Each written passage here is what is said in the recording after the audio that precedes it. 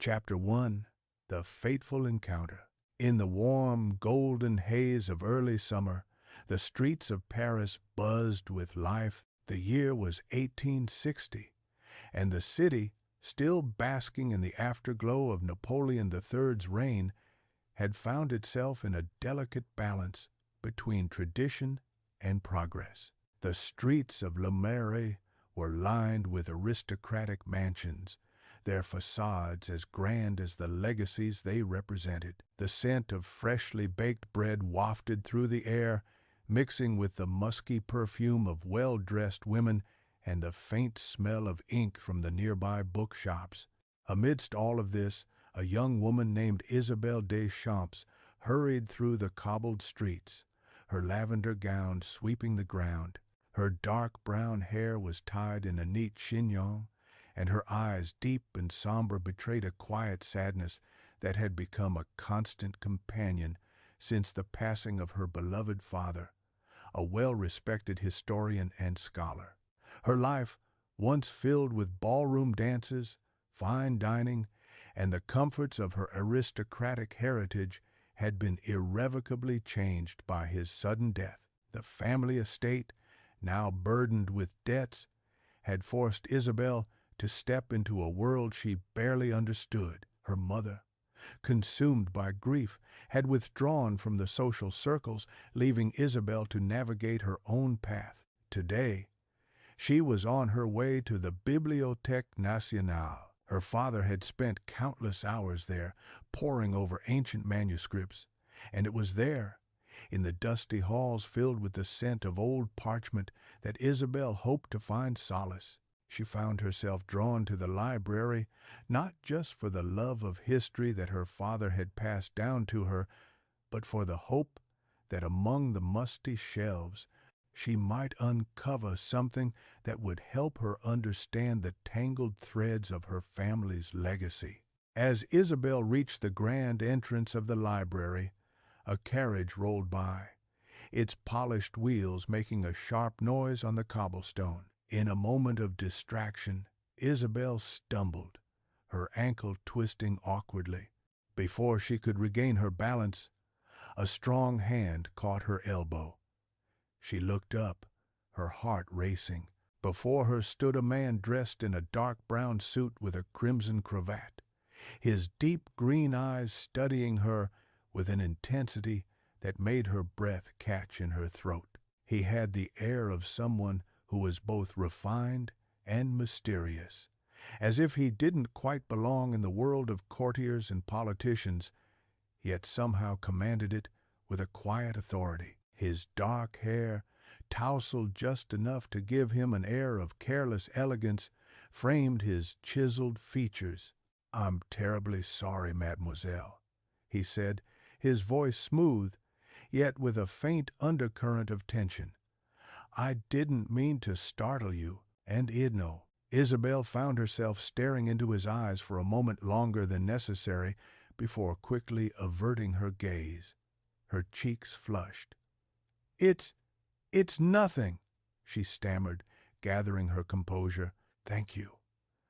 The man's lips curled into a faint smile, but there was something more to it, an expression that seemed to speak of secrets, of worlds beyond the reach of ordinary people. He released her elbow gently, and Isabelle felt a sudden rush of disappointment. She couldn't explain it, but there was something about him, something magnetic, that made her long for him to stay. "My name is Étienne," he continued, his voice warm and inviting. "Étienne Duval. And you are?" It's say. Isabelle hesitated for only a moment. In a world where names carried weight, where titles and bloodlines were as important as the air one breathed, it was customary to introduce oneself with pride. But there was something about Étienne's presence that made her forget the rules. "Isabelle Deschamps," she said simply. Étienne's eyes flickered, and for a moment she saw a glimmer of recognition in them, as if her name carried some significance. But it was gone as quickly as it had appeared, replaced by the same enigmatic gaze. "A pleasure to meet you, Mademoiselle Deschamps. I trust you are well?" Isabelle nodded, feeling the heat in her cheeks rise once again. "I am well, thank you." "Hey, das dos." They stood there for a brief moment, an awkward silence hanging between them. Isabelle could hear the sounds of the bustling city around them, the soft clip-clop of horses' hooves, the distant murmur of conversations. And yet all of that seemed distant, muted, as if she and Étienne were the only two people in the world. "I must go," Isabelle finally said, breaking the silence. "I am expected at the library." She gave a polite curtsy, though she couldn't quite bring herself to meet his eyes again. She turned, taking a few steps before she heard his voice once more. "Perhaps," Étienne called, his tone as smooth as silk, "we might meet again? I would very much like to continue our conversation." Isabelle paused, her heart suddenly pounding in her chest. She didn't know what it was about this man, but the thought of seeing him again made her pulse quicken in a way she hadn't felt in years. A part of her wanted to refuse, to retreat into the comfort of her quiet life, but another part, a deeper part, longed for something more. She turned slightly, offering him a small smile. "Perhaps," she said softly, her voice almost a whisper, and with that, she turned and walked into the library, her mind whirling with thoughts of the man she had just met. But little did she know that chance encounter would change the course of her life forever. Chapter 2. Beneath the Surface. The weeks that followed Isabelle's brief encounter with Étienne passed in a haze. Paris, with its grand boulevards and opulent salons, continued on with its usual rhythm, but Isabelle's thoughts remained far from the endless dance of high society. The grand halls of the Bibliothèque Nationale had become her sanctuary, a place where she could escape the weight of her responsibilities and lose herself in the world of books and history. Yet, no matter how hard she tried, her thoughts would often wander back to that brief moment outside the library, the way Étienne had looked at her, the unexpected warmth in his voice. She couldn't understand why it had affected her so deeply. Isabelle had always prided herself on being a rational woman, grounded in the realities of her family's situation. She had no time for romance, not when there was so much to be done. Her family estate, already in disarray, required her full attention. Yet, whenever she closed her eyes, she saw Étienne's deep green eyes staring back at her. On a particularly humid afternoon, Isabelle found herself once again in the library, her mind unable to focus on the ancient manuscripts before her. The scent of old parchment seemed to mock her, and the rustle of paper from the nearby reading tables only amplified her restlessness. She closed the book with a sigh, her fingers lingering on the cover as she stared into the distance, lost in thought. It was then that she heard a familiar voice, deep, smooth, and as enticing as she remembered. Mademoiselle Deschamps. Startled, Isabelle turned to find Étienne standing at the entrance to the reading room, his tall figure casting a long shadow across the floor. He was dressed impeccably as ever, though this time there was an air of purpose in his stance. His eyes met hers, and for a moment Isabelle felt as if the entire world had narrowed down to just the two of them. "I did not expect to see you here today," he continued, his lips curling into a faint, knowing smile. "I trust you are well?" Isabelle stood, suddenly self-conscious. It was difficult to meet his gaze, but she managed to force herself to do so. "I am well, thank you," she replied, trying to sound composed despite the fluttering in her chest. Étienne's eyes softened, and he took a step closer. "I've been thinking about our brief conversation the other day," he said quietly. "There is much I would like to discuss with you, if you would allow me the pleasure." Isabelle's heart skipped a beat. The last thing she wanted was to be distracted by him, especially now, when her mind was already full of worries. But there was something in his voice, something that spoke directly to her soul. She found herself nodding before she even had a chance to reconsider. "Very well," she said, her voice barely above a whisper. "I suppose we could speak for a moment." Étienne smiled, and for the briefest moment, Isabelle saw a flicker of something, perhaps joy, perhaps something deeper pass across his face.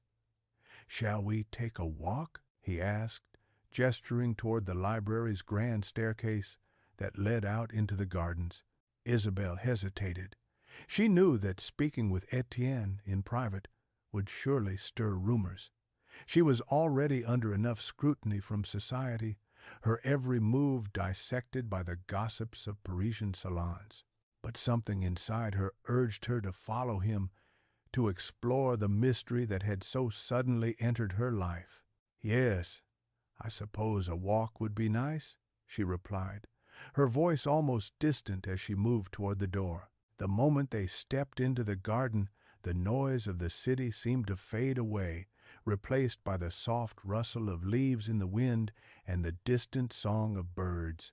The lush greenery of the garden was a welcome contrast to the gray stone of the library, and Isabelle found herself breathing more easily as she walked beside Étienne.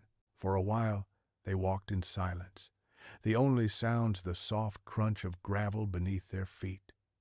Isabelle glanced at him out of the corner of her eye, unsure of how to begin. "So," she said at last, breaking the silence, "you said there was much you wanted to discuss with me." Étienne smiled, a glimmer of amusement in his eyes. "Indeed," he replied, "but I would prefer to let you speak first. What brings you to the library so often, Mademoiselle Deschamps? Surely you must have other obligations that demand your attention." Isabelle hesitated for a moment, unsure of how much to reveal. She could hardly explain the depth of her solitude or the weight of her family's financial ruin, but something in Étienne's gaze, the way he regarded her with such genuine interest, made her feel as if she could confide in him. "I come here," she began slowly, "because the library it is a place where I can be alone with my thoughts. After my father's passing, there was little else that brought me peace." Her voice faltered for a moment, but she quickly recovered. "I suppose I find solace in the pages of old books, in the stories they tell. History, in its own way, is a comfort." Étienne stopped walking, turning to face her fully. His expression softened as he regarded her. "History is a strange thing," he mused. "It shapes us, molds us into who we are, but it is also a mirror of our past mistakes. Do you ever wonder, mademoiselle, if the past is something we can truly escape from?" Isabelle met his gaze, her heart suddenly heavy with an emotion she couldn't quite name. "I suppose I wonder if it's something we should escape from," she replied softly, "or if we are simply bound to it, no matter how hard we try to move forward." Étienne's eyes darkened slightly, and he took a step closer, his voice lowering. "And what of the future, Isabelle? Do you believe it can offer you something better than the past?" The way he said her name sent a shiver down her spine, and for the first time, Isabelle realized that their conversation was not just about history, nor about the future. It was something more, something that neither of them had yet fully acknowledged. I don't know," she admitted. "I suppose I'm not sure what I'm looking for." Étienne smiled faintly, his eyes never leaving hers. "Perhaps," he said softly, "what you're looking for is not something you can find in a book, nor something you can reason your way to. Perhaps it's something that will find you and face." Isabelle felt a strange flutter in her chest. She didn't know what he meant, but she couldn't shake the feeling that their meeting, this moment, was the beginning of something far greater than either of them could have imagined. And though a part of her wanted to pull away, to retreat into the comfort of her solitude, she couldn't help but wonder what would happen if she allowed herself to truly see where this connection with Étienne might lead. Chapter 3. The Unspoken Bond. Days turned into weeks, and though Isabelle's mind had been consumed with the chaos of her family's financial collapse, she found herself thinking more and more about Étienne. The thought of him, the quiet intensity in his gaze, the gentleness of his voice, lingered with her long after their encounters. Each time she returned to the library, her eyes unconsciously searched the garden, hoping for a glimpse of him. She told herself it was nothing more than fleeting curiosity, an idle distraction in the midst of a turbulent life. But deep down, she knew it was more. It had to be. One evening, as the sky bled into hues of orange and pink, Isabelle found herself walking along the banks of the Seine. It had become a ritual for her, a way to clear her mind after the long hours spent at the library or dealing with the estate's affairs. The cool breeze from the river brushed against her cheeks, and the soft clink of boat oars breaking the water's surface was oddly soothing. Her steps slowed as she passed under the shadow of Pont Neuf, the iconic bridge that arched above the river like a silent witness to centuries of Parisian history.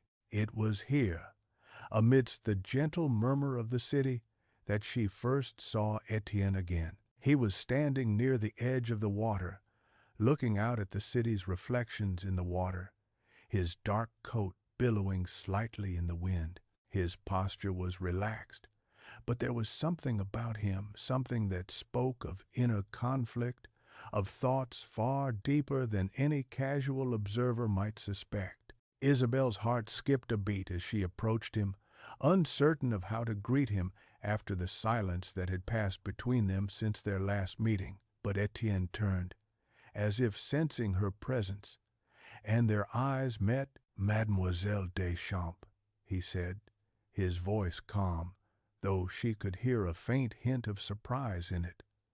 "I didn't expect to find you here tonight." Isabelle's heart fluttered, but she steadied herself. "I could say the same," she replied, offering him a smile that, despite her best efforts, felt a little too nervous. Étienne's lips curled into a smile of his own, though it was tinged with something unreadable. "Might I join you for a walk?" he asked, his tone gentle, almost hesitant. Isabelle nodded, though the gesture felt automatic. "Of course." They began walking slowly along the riverbank, their footsteps in sync as the golden light of the setting sun reflected off the water, casting a warm glow over the scene. The city of Paris seemed to hold its breath, as if waiting for something to unfold between them. For a while, neither of them spoke. Isabelle focused on the gentle lap of the river, her mind racing. The air between them was thick with unspoken words, emotions they both seemed reluctant to confront. Étienne, for his part, appeared content with the silence, as though he was waiting for her to make the first move, to open the door to whatever lay between them. Finally, Isabelle could no longer stand the weight of the quiet. "I've been wondering," she began, her voice barely above a whisper, "why you've been so kind to me. I know we don't really know each other, and yet—" Étienne stopped walking, turning to face her fully. His gaze was steady, his eyes reflecting the soft light of the setting Sunday. "And yet," he echoed softly, "you feel as though we do, don't you?" Isabelle hesitated, unsure of how to answer. She felt something inside her stir at his words, something deep, something that echoed her own feelings. She looked into his eyes, and for a brief moment, everything else, the river, the city, the world seemed to fade away. It was just the two of them, caught in the space between their words, in the tension that had been building since the day they first met. "I don't know why," she admitted, her voice barely audible, "but I feel as if we're connected in some way, even though I know it makes no sense." Étienne reached out, his hand gently brushing hers. The touch was light, almost tentative, but it sent a wave of warmth through Isabelle's chest. "It makes sense to me," he said, his voice low, full of meaning. "Sometimes there are things between people that don't need to be explained, things that just are." Isabelle's breath caught in her throat as Étienne's hand remained near hers, his fingers lightly grazing her skin. She wanted to pull away, to retreat into the walls of her own carefully built world. But instead, she stood still, her heart racing, her pulse quickening with every breath she took. "I've felt it too," she confessed, her voice trembling. "But I don't know what it means. I don't know what to do with it." Étienne's gaze softened, and for a moment he said nothing. The silence stretched between them, heavy with the weight of what was unspoken, what had been left untouched. Finally, he spoke again, his words gentle, yet firm. "Sometimes, Isabelle, we don't need to know what it means. We only need to trust that it's real, that whatever is happening between us is worth exploring." Isabelle looked at him, her heart pounding in her chest. His words were simple, but they held a truth that struck her deeply. For the first time in what felt like forever, she allowed herself to be vulnerable, to embrace the uncertainty that loomed before her. She didn't have to have all the answers. She didn't need to know where this would lead. Perhaps, just perhaps, that was the point. "Maybe you're right," she said softly, her voice trembling ever so slightly. "Maybe it's enough just to let it be." Étienne smiled, the expression softening his features, making him appear younger, more open.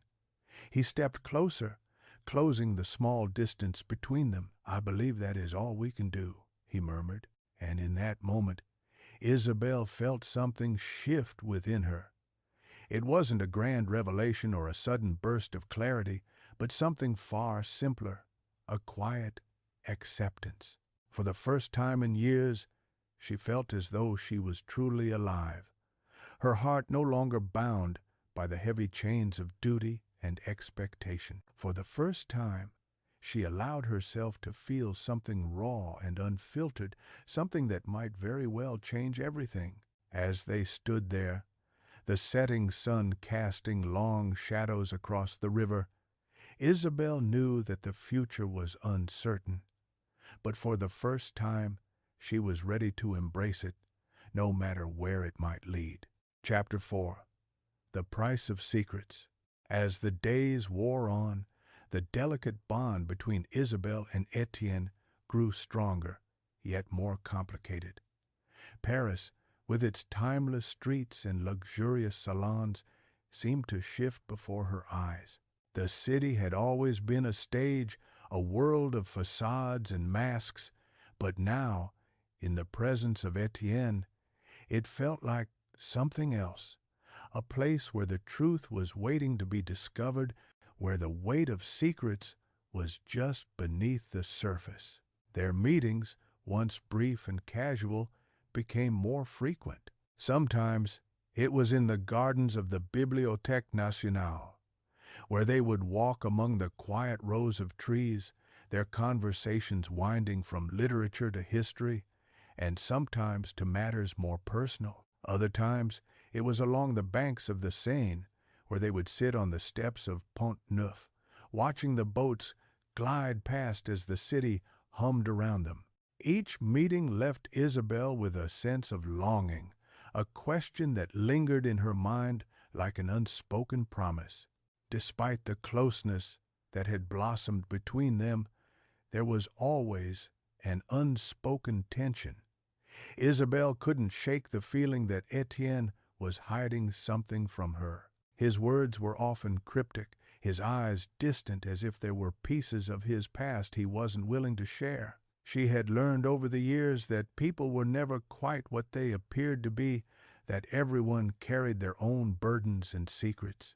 But Etienne's secrets felt different, dark, urgent, and tied to a world she could scarcely understand. It was one evening, when the air was heavy with the promise of rain, that Isabelle decided to confront him. They had arranged to meet at a small cafe tucked away in a quiet alley near the Jardin des Tuileries. The cafe, with its weathered tables and dim lighting, was one of Etienne's favorite spots. It was there that they could escape from the prying eyes of society, where they could speak freely without the weight of expectations hanging over them. Isabelle arrived first, her heart beating faster with each passing minute. She had always been patient, reserved in her approach to relationships, but something about Etienne had made her reckless, had made her want to uncover the truth, no matter the cost. She had to know who he truly was, what haunted him. She could no longer pretend that their connection was just a passing infatuation. It was real, and it was changing her. As she sat at the table, her fingers idly tracing the rim of her coffee cup, she wondered if this moment would be the one that changed everything. The moment that, for better or worse, would reveal the truth about Etienne. The door of the cafe opened with a soft creak, and Etienne stepped inside. His presence seemed to fill the room, his dark eyes scanning the space before landing on her. He smiled, but there was something in his gaze, something guarded, that made Isabelle's heart tighten. He moved towards her, his steps slow and deliberate, as if he were preparing for something important. "Isabelle," he said softly, his voice warm but distant. "I'm glad you could make it." She stood as he approached, but instead of greeting him with the usual pleasantries, she locked eyes with him, her voice steady but firm. "Etienne, there's something we need to talk about." He raised an eyebrow, a flicker of surprise crossing his features, but he didn't speak. Instead, he sat down across from her, his eyes never leaving hers. The air between them grew thick with unspoken words, and for a moment Isabelle wondered if she had made a mistake. But the doubt faded quickly. She had to know the truth. "I've been wondering," she began, her voice trembling just slightly, "why you keep so much of yourself hidden. You're not like the others, Etienne. You don't wear a mask like the rest of Paris. But there's something that you're not telling me." Etienne didn't immediately respond. Instead, he took a slow breath, his eyes darkening with the weight of her words. "Isabelle," he said at last, his tone low and controlled, "I never wanted to involve you in this. You deserve more than the complications I bring with me." She leaned forward, her heart pounding in her chest. "But you've already involved me. Whether you want to or not, I'm already here. I can't help but wonder what it is that you're running from. What is it about your past that you're trying so hard to hide?" For a moment, Etienne remained silent, his gaze intense, as if debating whether to reveal the truth. Isabelle felt her breath catch in her throat, her pulse quickening. She had never seen him like this, vulnerable, torn. He was a man of mystery, a man who had spent his life keeping secrets. But now, with his walls slipping, Isabelle felt a shift in the air between them. Finally, Etienne spoke, his voice barely above a whisper. "I didn't grow up in the circles, you know, Isabelle. My family, we are not the aristocrats you think we are. I come from a long line of mercenaries and traitors, people who made their fortune through less than noble means. My father, he was a man of ambition, but he was also a man of danger. He made enemies, many of them, and I've spent my life running from those shadows." Isabelle felt her heart stop. This was not what she had expected. Mercenaries? Enemies? It was as if a completely different world had just been revealed to her, one that was filled with danger, intrigue, and violence. "I've tried to escape it," Etienne continued, his voice faltering for the first time. "But you cannot outrun your past. It follows you, no matter how far you go. And I fear it will come for me and for you soon." The weight of his words hung heavy in the air. Isabelle could barely process what she had just heard. The man she had come to care for, this charming, mysterious figure, was not the person he had appeared to be. His life was filled with shadows, and now those shadows were beginning to close in. But despite the fear that stirred within her, Isabelle couldn't turn away. There was something about Etienne, something that called to her, even in the face of the darkness he had revealed. She reached out, her hand trembling slightly, and placed it over his. "You don't have to face this alone," she said softly, her voice steady despite the turmoil inside her. "I'm here, Etienne. Whatever happens, I'm here." Etienne looked at her, his eyes filled with something that resembled both gratitude and sorrow. For the first time, Isabelle saw a glimpse of the man beneath the facade, a man who had been shaped by forces beyond his control, a man who was afraid to let anyone get close. "I don't want to pull you into my world, Isabelle," he whispered, his voice breaking. "I'm already in too deep."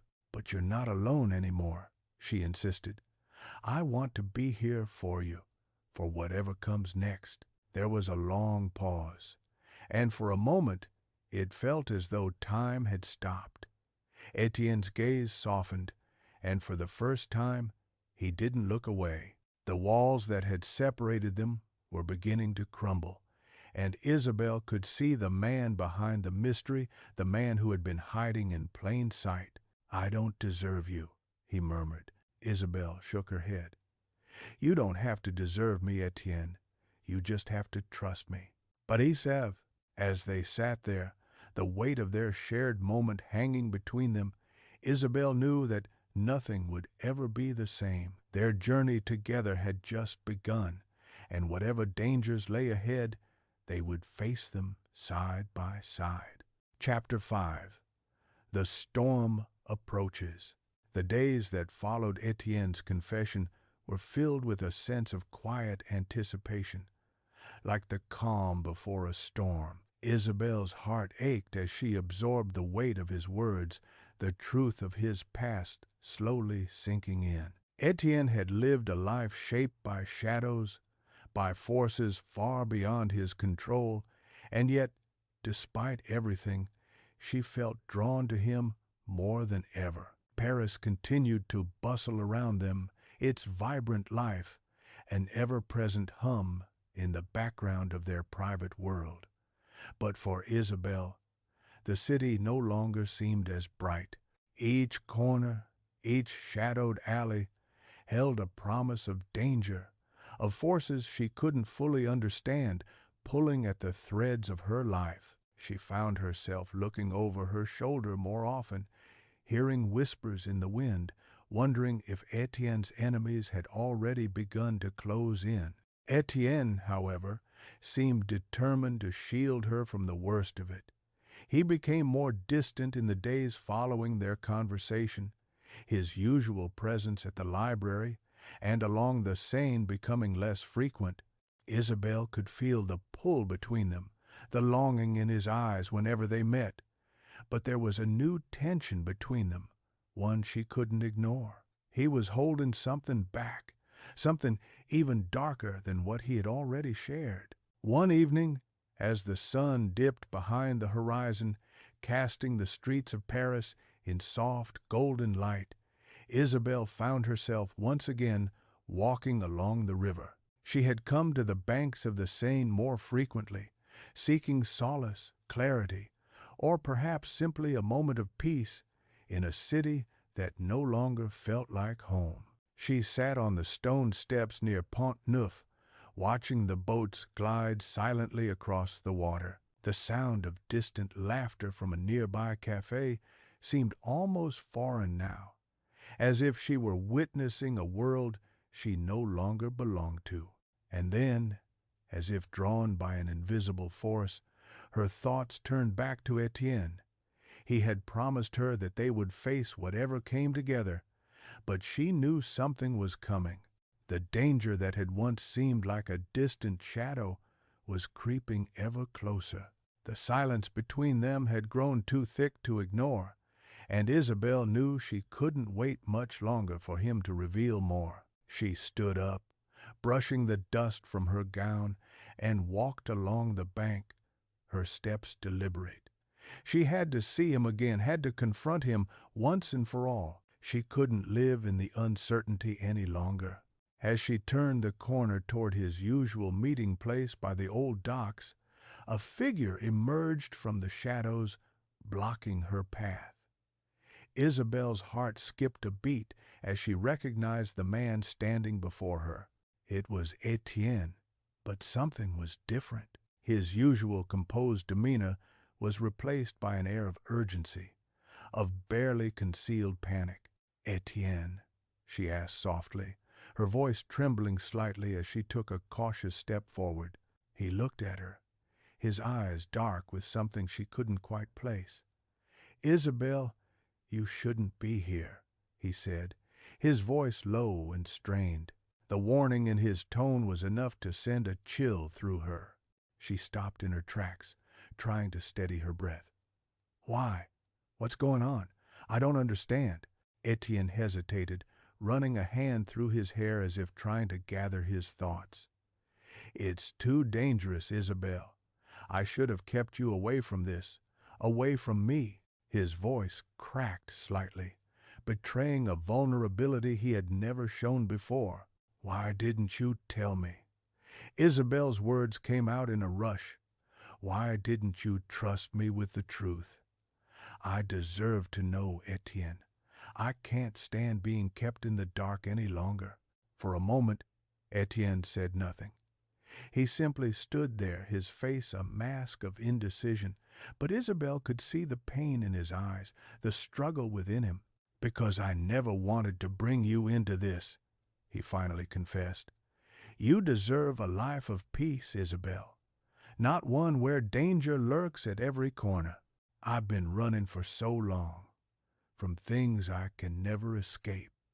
Things I've done." Isabelle's heart clenched.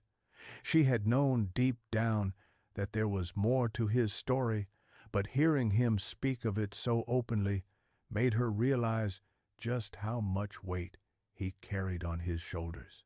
It wasn't just his family, his past as a mercenary, it was everything. He had become someone forged by secrets and battles fought in the shadows, and Isabelle was now a part of that dangerous world. But even in the face of that darkness, Isabelle felt something inside her stir, a strength she hadn't realized she possessed. She stepped closer to him, her voice firm.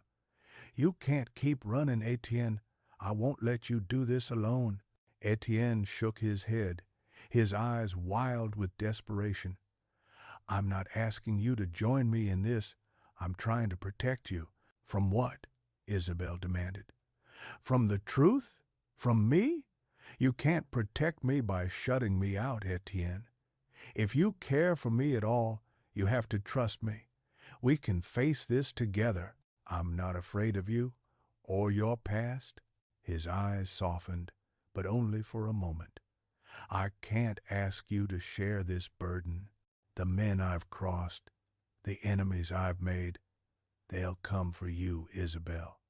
They won't care who you are or what you've done. They will stop at nothing to use you against me." Isabelle felt the weight of his words settle in her chest, but she refused to back down. "I've already chosen, Étienne. I've chosen you. No matter what comes next, don't push me away now. Not when we're this close. Whatever danger there is, we'll face it together." For a long moment, Étienne said nothing. The two of them stood in silence, the weight of their words hanging between them. Isabelle could see the battle within him. He wanted to push her away, to keep her safe, but at the same time, He longed for her support, for her strength. Finally, he took a deep breath, his eyes locking onto hers. Then you'll need to be ready. There are forces out there, Isabelle, that I can't fight alone, and if you truly want to stand beside me, you'll need to trust me completely. No more secrets? Isabelle nodded, her heart pounding in her chest. I trust you, Etienne. I always have. His gaze softened, and for the first time in what felt like an eternity, he allowed himself to show a hint of relief. Slowly, he reached out, taking her hand in his. Then we'll face it together, he said softly. Whatever happens next, we'll face it side by side. And in that moment, Isabelle knew that their journey had only just begun. The storm was coming, but with Etienne by her side, she was no longer afraid to face it. Chapter 6. Shadows over Paris. The following days were tense, each one carrying an undercurrent of unease that Isabelle could feel in the pit of her stomach. Paris, normally vibrant and alive, seemed darker, more ominous. Shadows stretched longer along the cobbled streets, and whispers in the salons spoke of plots and hidden threats. The city itself felt like it was holding its breath, waiting for the inevitable storm to break. Etienne became more secretive than ever, moving with a sense of urgency that Isabelle could neither ignore nor fully understand. He met her only in secluded places, the quiet corners of the library, the shaded paths of Jardin des Tuileries, or along the narrow alleyways of the Marais. Each meeting carried a sense of impending danger, the tension palpable between them. One evening, he found her waiting at the usual café, a small and dimly lit establishment tucked away behind a row of ancient buildings. Etienne's arrival was unannounced, his coat dusted with rain from a sudden storm that had swept through the city. He moved toward her with purposeful strides, his eyes scanning the streets before settling on hers. "Isabelle," he began, his voice low and urgent, "we cannot linger here. The time for discretion is over." She frowned, concern etching her features. "What's happening, Etienne? You've never sounded this tense." Etienne hesitated, as though weighing whether to reveal the full truth. Finally, he spoke. "The people from my past, the enemies I've tried to outrun, they've found their way to Paris. They're already here, watching, waiting, and they will not stop until they've found what they're looking for." Isabelle felt a chill run down her spine. "And what are they looking for? You?" "I made a—" He nodded gravely. "Yes, and anyone who is close to me, that includes you." The weight of his words hit her like a stone. Her heart pounded in her chest, fear mingling with anger and frustration. She had chosen to stand beside him, but she had never imagined the full magnitude of the danger they now faced. Etienne reached across the small table, taking her hands in his. "Isabelle, I promised you there would be no more secrets. But even now, there are things I cannot control. You must be prepared. Whatever happens, you must trust me completely." Isabelle swallowed hard, her resolve hardening. "I trust you, Etienne, always, but we cannot hide forever. If they are here, we need a plan." "Aid shirt en idea." Etienne's jaw tightened. "There is no time for elaborate plans. We must move quickly, discreetly. I have friends, people I can trust who will help, but even then, we must be cautious. These men are ruthless. They will not hesitate to use anyone against me." Isabelle nodded, her mind racing. She had known that standing beside Etienne would not be easy, that danger would follow him, but hearing it spoken aloud made the reality impossible to ignore. She squeezed his hands, drawing strength from their touch. "Then we face them together," she said firmly. "No matter what comes, Etienne's eyes softened, gratitude and concern mingling in his gaze. "You are braver than I deserve," he murmured. "I should have never let you become involved." "Then don't waste time with regrets," Isabelle replied, her voice steady. "We have work to do." That night, they left the city under the cover of darkness, taking narrow, winding streets to avoid attention. Etienne led her to a small safe house hidden behind a row of unassuming buildings. Inside, the air was thick with the scent of old wood and candles. The room was sparsely furnished, but it was secure enough for them to regroup and plan their next moves. As they settled inside, Etienne's expression became grave.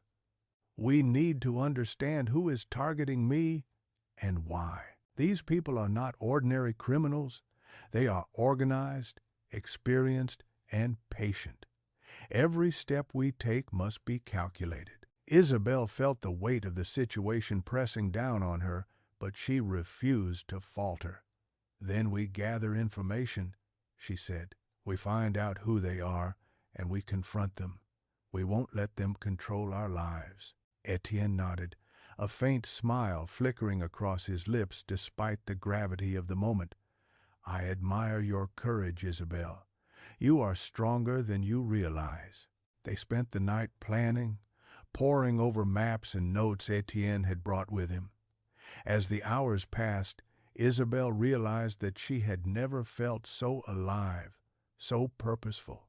The danger that surrounded them was real, terrifying even, but it also gave her clarity.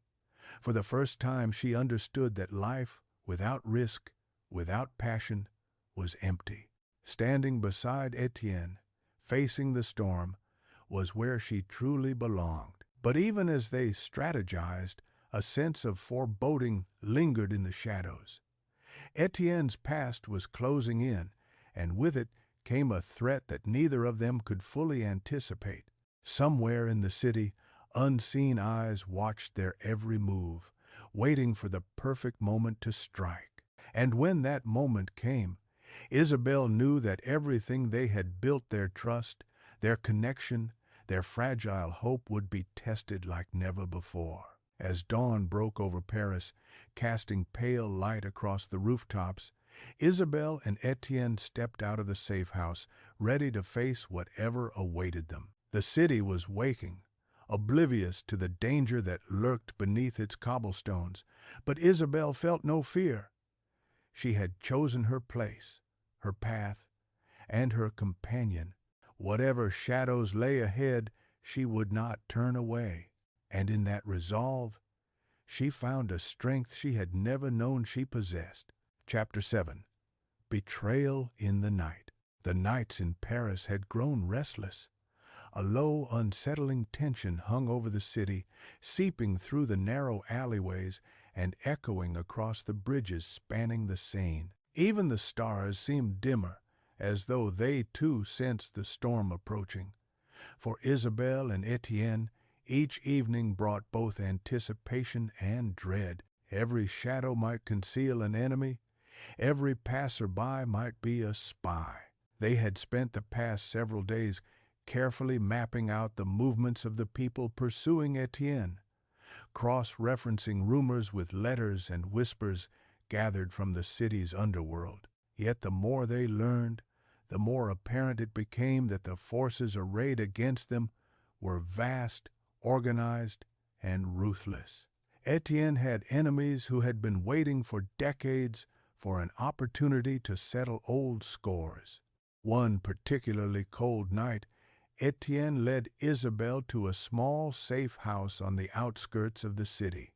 Its brick facade was unassuming, hidden behind an abandoned warehouse. Inside, the air was thick with the scent of burning candles and damp wood. A single lantern flickered on the table where Etienne spread a collection of letters and maps. "They're closer than I thought," he said, tracing a finger along the lines of the map. "I underestimated their reach. Isabelle, it's no longer just about me. They've begun to use anyone connected to me as leverage. Isabelle's heart tightened. She had feared this moment, the moment when the danger they had prepared for would come uninvited into their lives. "We can handle this," she said, though her voice wavered slightly. "We've come this far, haven't we?" Étienne gave her a small, tense smile, but his eyes betrayed his worry. "Yes, but this is different. Tonight, I fear they may strike. We need to be ready." The hours passed slowly, the candlelight casting flickering shadows across the walls. Isabelle tried to steady her thoughts, clinging to Étienne's hand when the tremor in her own fingers betrayed her.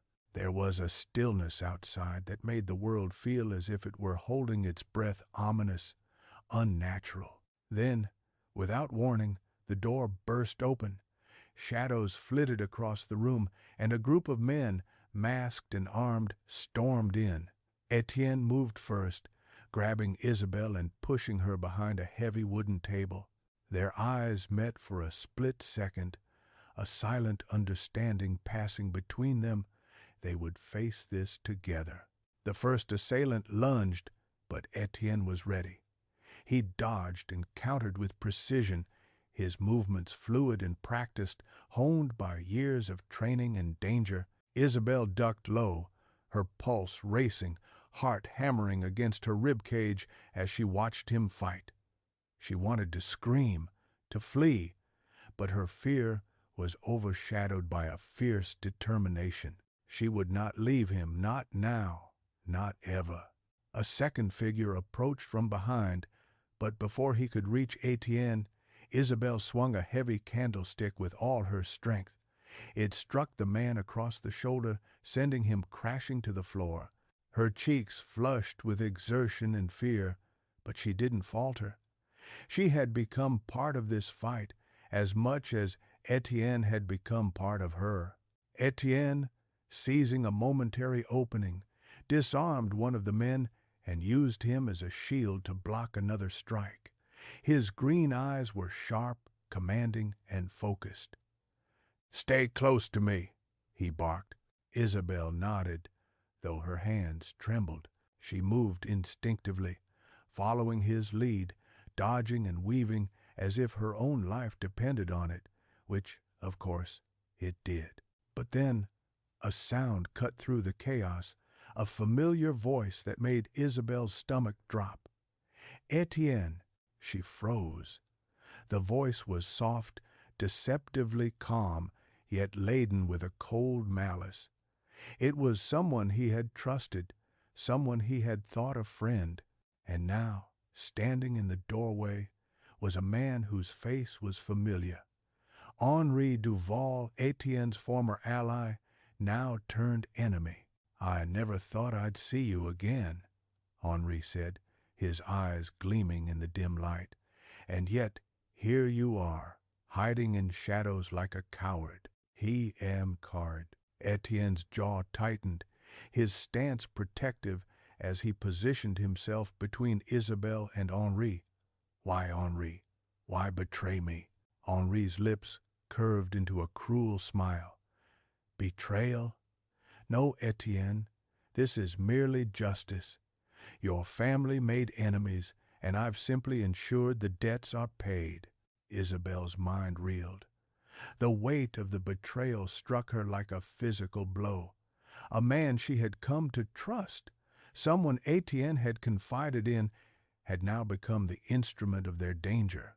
She felt a surge of anger toward Henri, yes, but also toward the world that had put them in this position. Étienne's hands were steady on her shoulders. "Isabelle, stay close. Trust me." "He does, mind." She nodded, her fear giving way to resolve.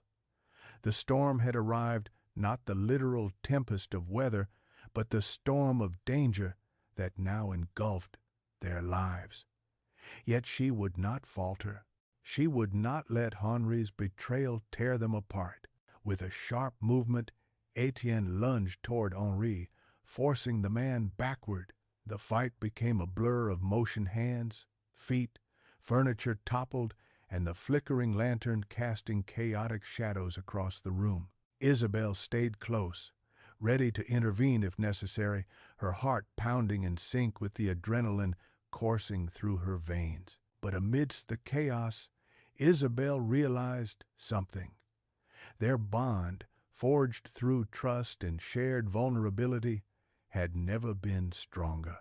Henri's betrayal was a threat, yes, but it could not break what they had built.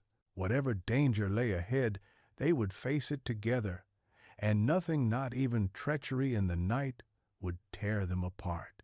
And as the first cries of alarm echoed outside, Isabelle knew one thing with certainty. The storm was far from over, and the shadows over Paris were only growing longer. Yet, in that darkness, she felt a fierce spark of hope. Together, she and Étienne would endure. Together, they would survive. The night stretched on, alive with danger and betrayal, but also with the unspoken promise that whatever came next, they would face it side by side. Chapter 8. Dawn of Resolve.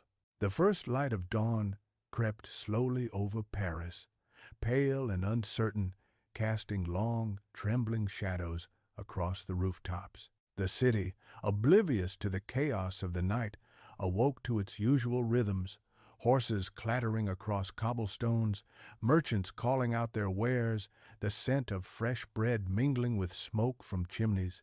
But for Isabelle and Étienne, the night had changed everything. The storm that had loomed over them, threatening to tear apart their fragile world, had finally passed, leaving in its wake a stark clarity.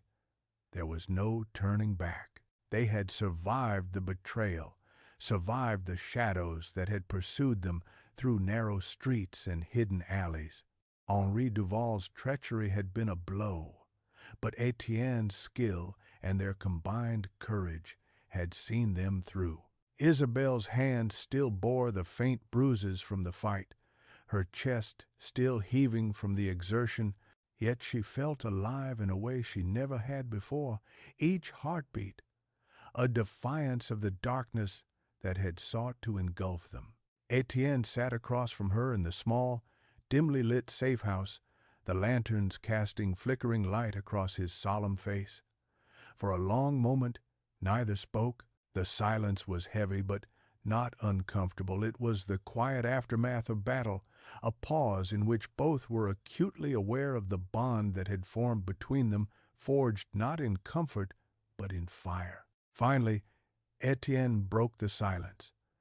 "We have a choice now," he said quietly, his eyes fixed on the table between them. "We can continue hiding, living in shadows, always on the run, or we can confront what remains head on. Paris will not forgive the past, Isabelle, and neither will the enemies who linger in it, but neither will we forgive ourselves if we continue to cower." Isabelle met his gaze, her heart steady despite the lingering fear. She had spent so long in the safety of her father's library, in the confines of propriety, believing that knowledge alone could protect her. But the past weeks had taught her otherwise. She had learned courage, resilience, and above all, love not the delicate, cautious kind, but the kind that demanded sacrifice, strength, and unwavering trust. "We confront it," she said firmly, her voice carrying the certainty she felt in her core. "No more running, no more shadows.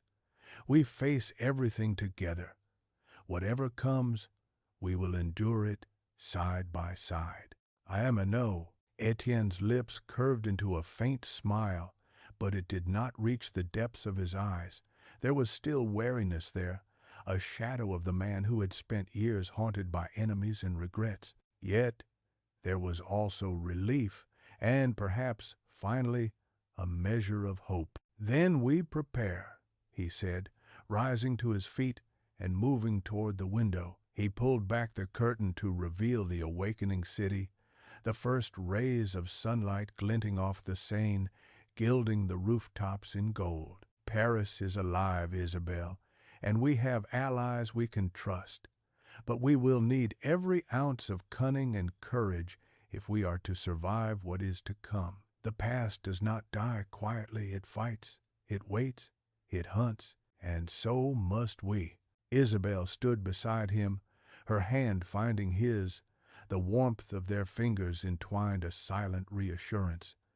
"We will fight," she said softly, "not because we must, but because we choose to. We choose each other, no matter the cost." Etienne's eyes softened, and for the first time he allowed himself to relax, ever so slightly, against the weight of the night's dangers. "Then let us step into the light," he murmured. "Let us face the dawn together." Outside, Paris stirred fully, its streets alive with the pulse of a city unaware of the shadows that had crossed its paths in the darkness. But within the safe house, a new resolve had taken root. Isabelle and Étienne, bound by trust and courage, knew that whatever awaited them, whether betrayal, danger, or the lingering ghosts of the past, they would confront it not as victims, but as partners, as equals. The first rays of the sun spilled across their faces, casting a warm glow on eyes that had seen too much darkness. And in that moment they were unbroken, unafraid, united. For the past may have hunted them, and the shadows may have lingered, but the future, uncertain, treacherous, and yet alive, was theirs to face together. And as the city of Paris awoke fully, Isabelle allowed herself the first genuine smile she had known in weeks. It was a smile of defiance, of love, and of a promise kept. Whatever storms came, they would meet them as one. The mirror of desire had shattered the illusions, revealed the truth, and in its fragments, Isabelle and Étienne found a clarity more precious than safety, more enduring than fear. Together, they stepped forward into a dawn that was